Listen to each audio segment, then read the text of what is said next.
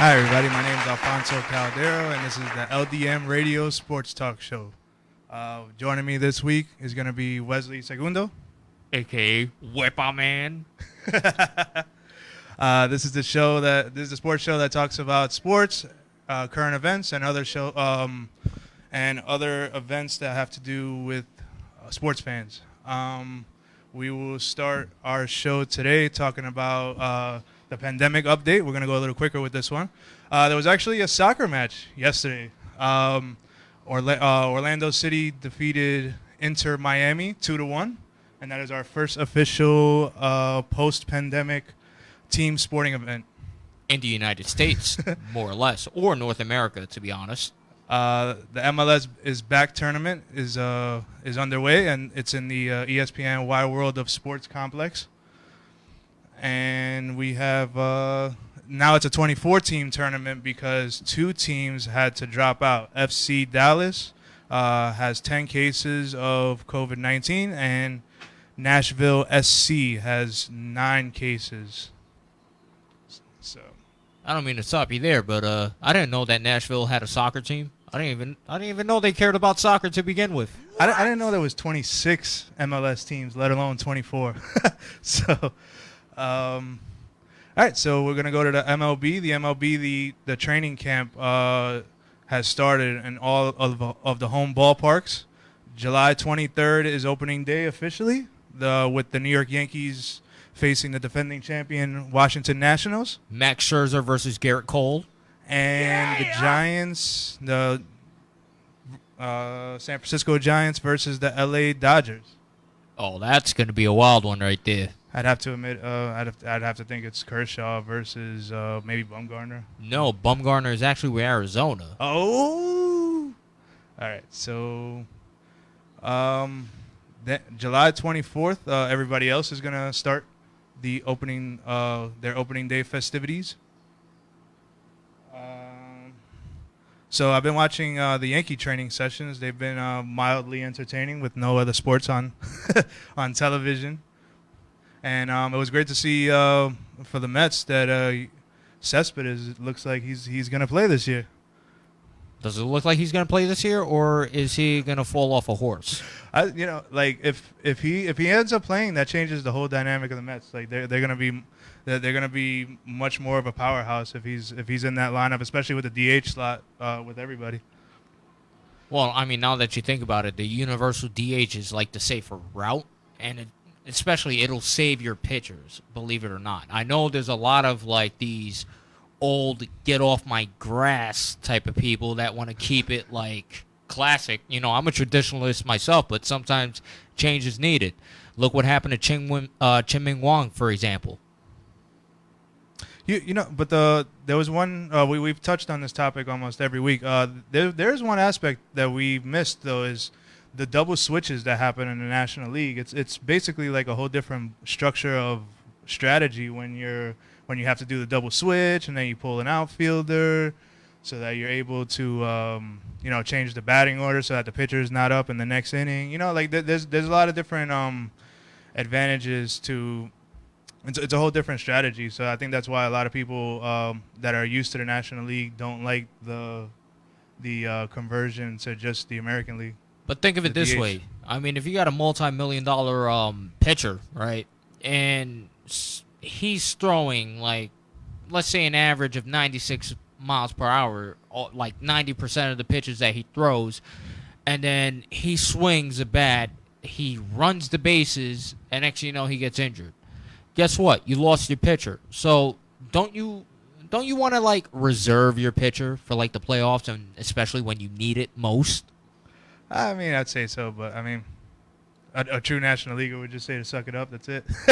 Yeah, they've been doing forever. Yeah, a true National Leaguer is like most likely not an athlete.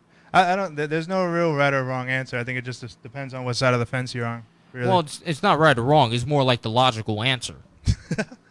So there are 58 reported cases to date in the Major League Baseball for players and 66 total with staff members. So the numbers keep climbing for every sport, which is unfortunate. We'll get to that in a little bit. So in the NBA, training camps opened up today. July 30th is when the season resumes. Each Then July 17th, they will start the 16-team playoff. Interesting, but not interested. I guess the Knicks are not there. And then this is also in the ESPN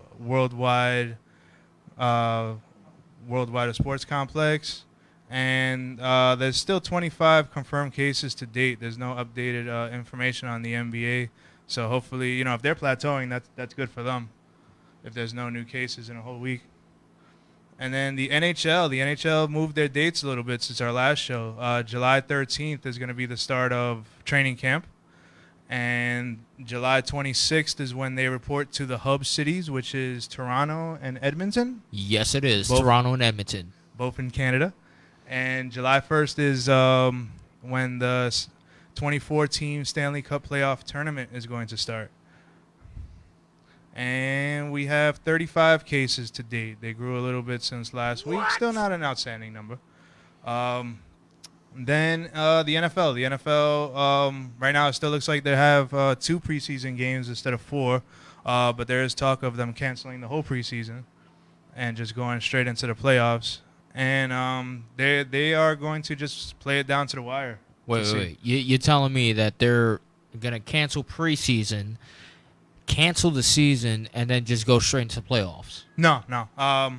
So normally there's 4 preseason games a year. They have nixed 2 of them. So right now it looks like they're trying to work towards having 2 preseason games and then jumping into the regular season. The regular season, as of right now, is the basic structure that it's always been. But we'll see how that ends up working out. Oh, okay. That explains it better. And that does it for the pandemic update. All right. So we're going to break into the discussion. We're going to break into the discussion topics. So our first discussion topic is, how long do you see sports going on with the widespread of spikes in North America when it comes to COVID cases? And do you see any of these sports following through to their completion? Well, you got to go on how you test the players, break down on when did they get it. I'm talking about the COVID and the antibodies, because you can test positive for COVID, but that just means it could also mean you just have the antibodies for it. Doesn't mean that you have COVID as of now. So if they break it down and they feel like, okay, say for example, like who is it that's on the Atlanta Braves that has COVID right now? Freddie Freeman? Freddie Freeman, yep. Okay. Say Freddie Freeman has it. Well, he does have it, right? And then you test a guy like, maybe, forbid it happens, like their pitcher. I forgot who their young stud is. Crap.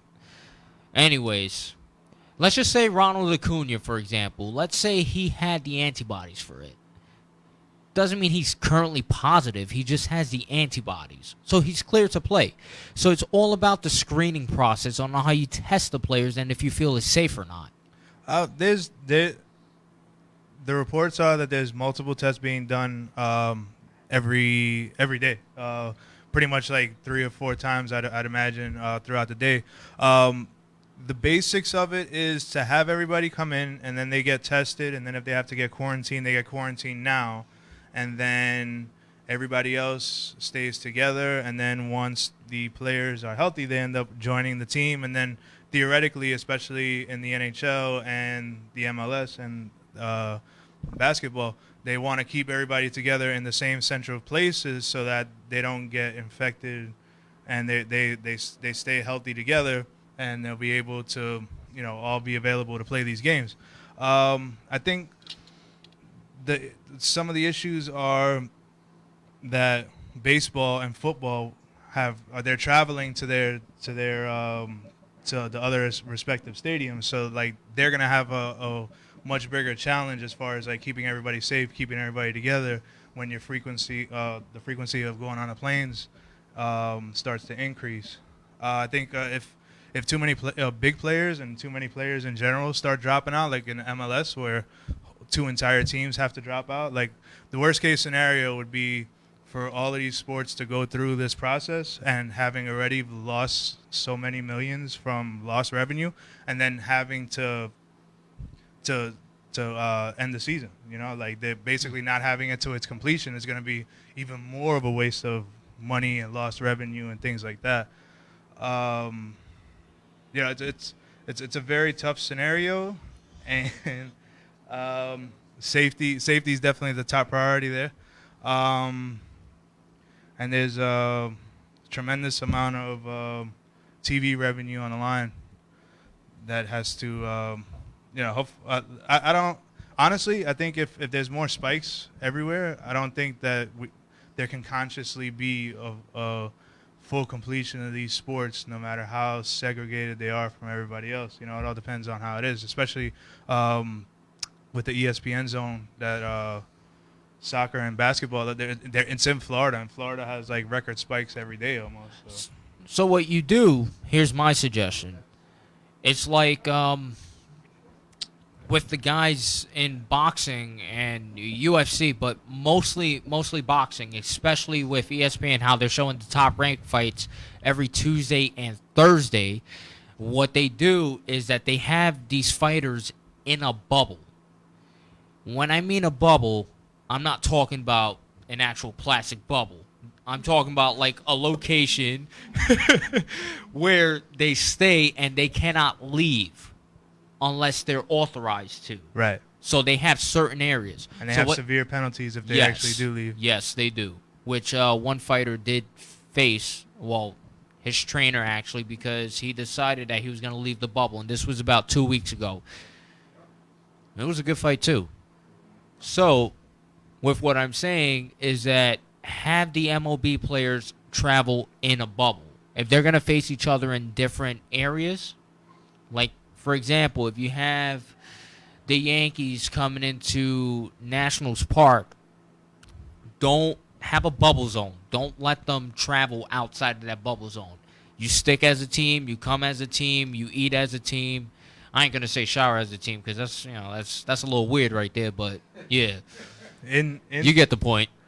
In theory, it works, but if for some reason the plan doesn't work and there's a lot of different people that continuously get infected, then we're looking at a real severe scenario. Like imagine if in the respective sports goes into the conference finals and then like a whole team has to drop out. Like what do? Do you wait an entire 2 weeks for the sport to continue on? Like it's just there's a lot of nightmare scenarios that hopefully do not play themselves out and they get to continue and complete these seasons.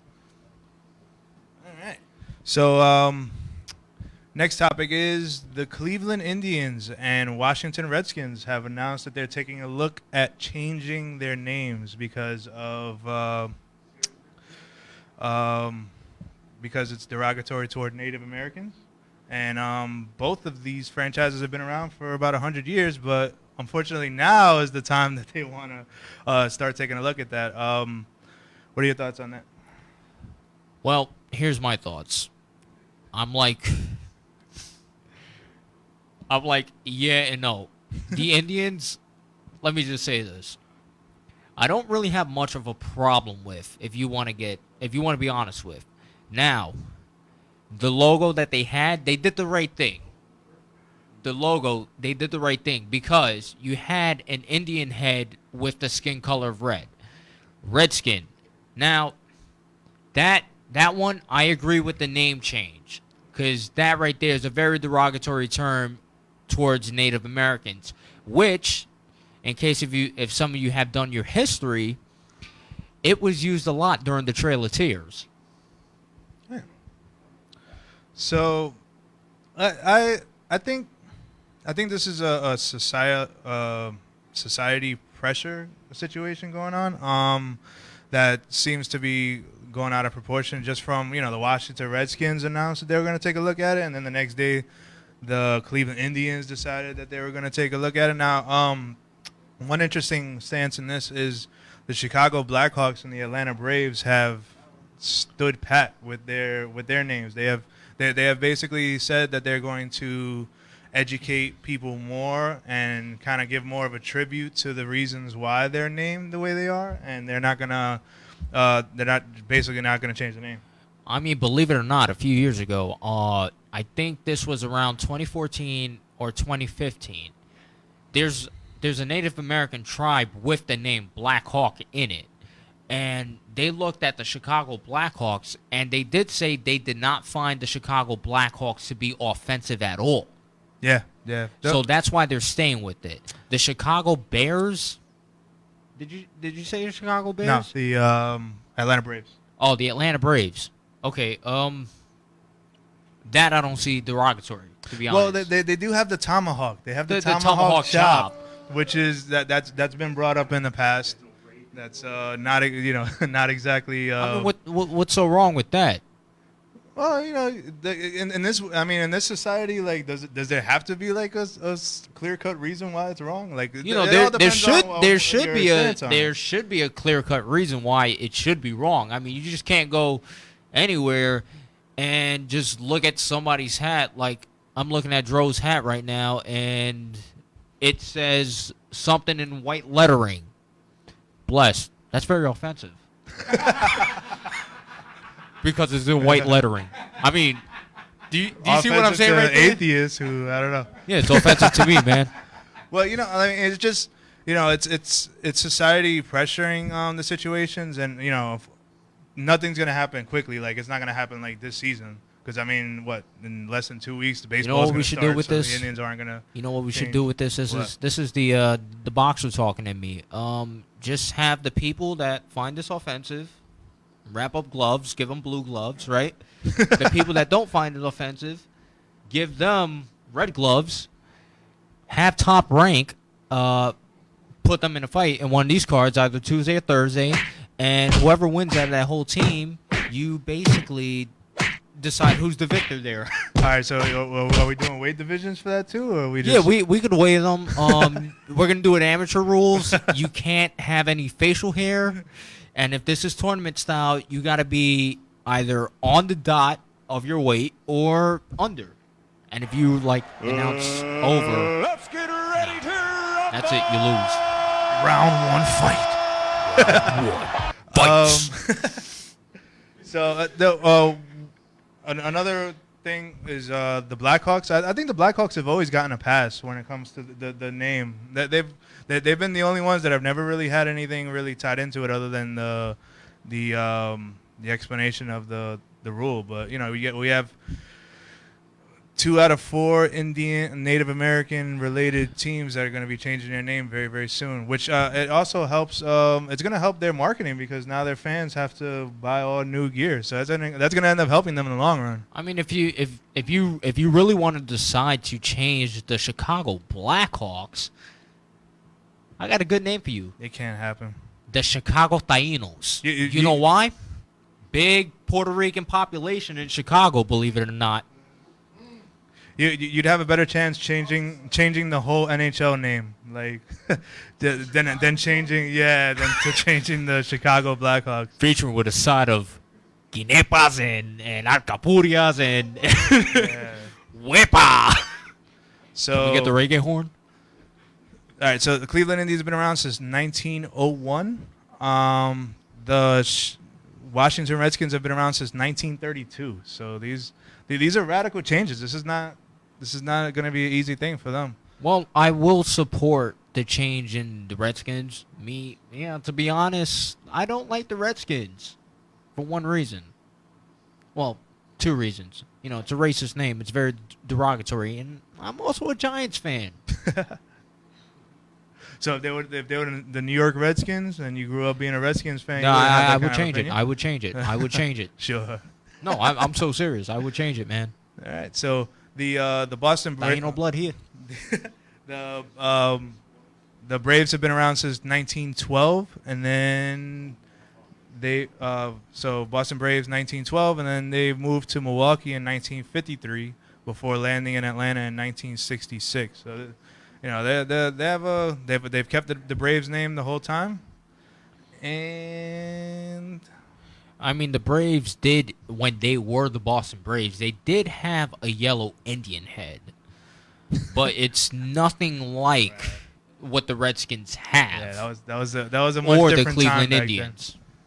then. Back then it was a whole different time. So we'll move on to NFL contracts. NFL contracts. So this week, Patrick Mahomes signed a 10-year, $450 million contract extension, bringing his total contract with the years that he had coming, and then he added on to $503 million. Yo, he earned it. Yeah. He earned it. He earned it. He earned it. You could say that this athlete is making a lot of money for playing the kids game. Whatever. He earned it. I don't see anybody complaining about these politicians that have a lot of money.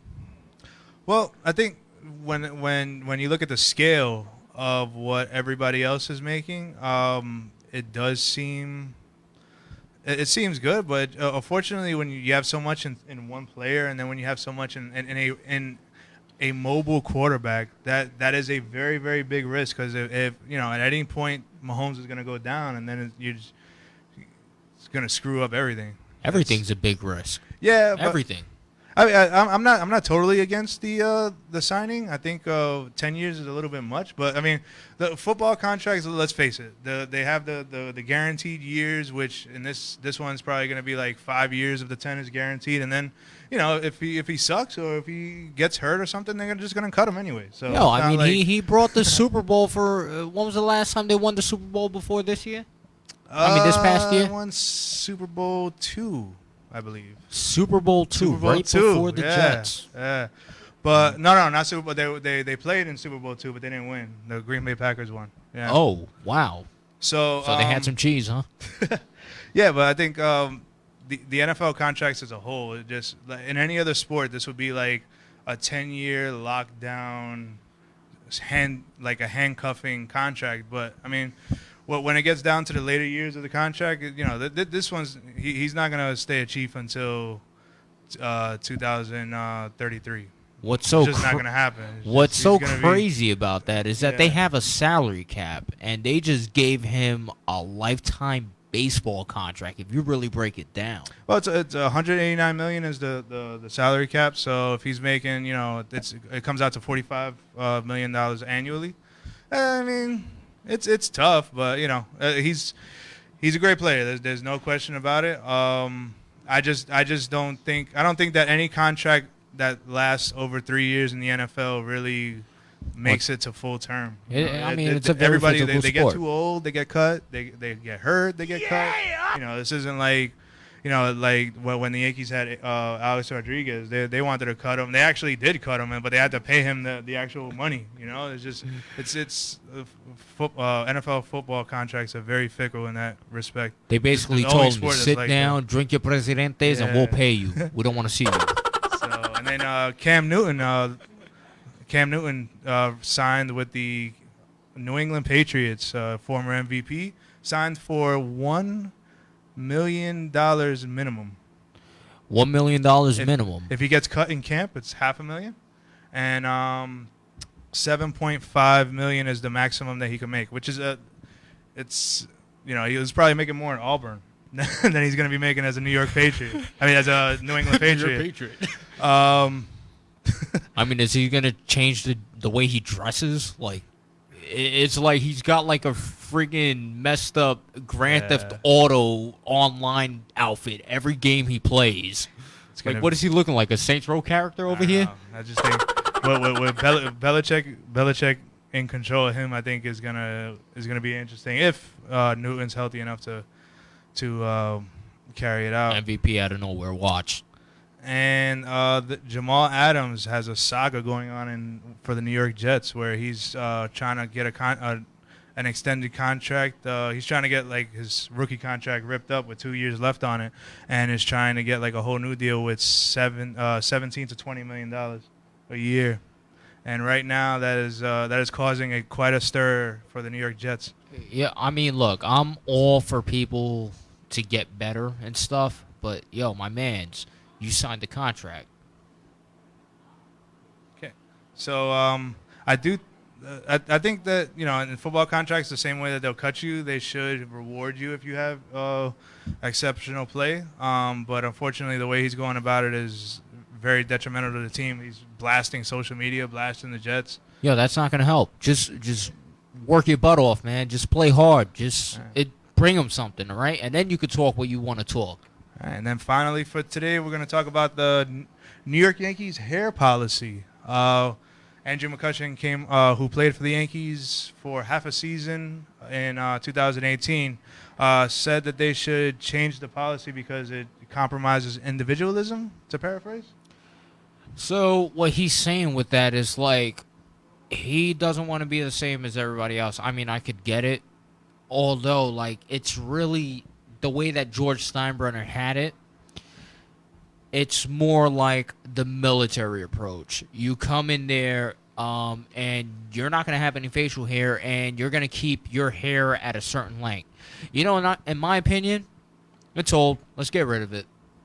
I think, I mean, tradition's tradition. Like, when you're the Yankees, like, everybody knows about it. It's not like they just sneak up on you and they tell you. But it's something like, I don't think, out of all the topics, especially with the Native American one that we touched on earlier, this is not a racial one. Like, they do this with every single Yankee that comes through. Like, they suspended Don Mattingly for having his sideburns too. Sideburns and a mustache. So this is not this is not something, like everything else that's going on that has to do with race. It's just, it's tradition. That's the way the Yankees are. That's, you accept it when you.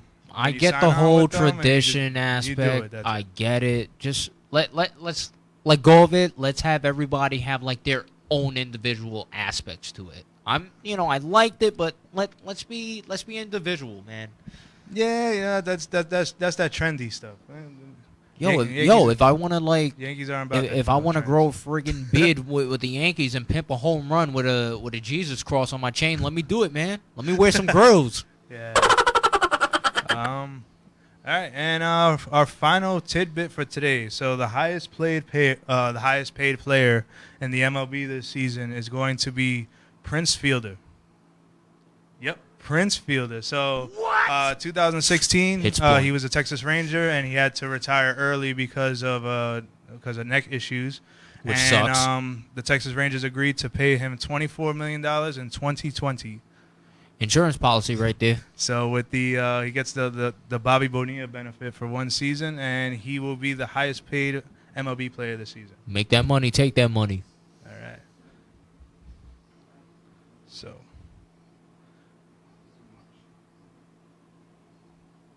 So how much time we got? Too much? All right. So all right. So real quick. Do you think that a woman looks fat in an oversized sports jersey? Yeah! Yo, I'm not trying to freaking sleep in the couch tonight, man. No. Answer the question. Answer the question. No. I mean, All right. unless, they're... I mean, I don't want to offend anybody. Unless they're really fat, then then they're fat. But you can't really do nothing about that. But all right, I'll tell you something. Whether it's form-fitting or, like, super huge, but there's a lot of women out there that don't like sports, so that they would never do such a thing. If they're wearing a sports jersey, it's hot as hell. I don't care what anybody says. I don't care how big it is. You do not look fat. You look awesome. Any sports fan. well, I'm just saying this for my girl. That's it, man. Yeah. No other woman. I ain't trying to sleep in the couch tonight. All right. Well, I mean, if she wears your sports jersey, hell yeah. It's not going to be too big. That's the thing. She'll take mine anytime, man.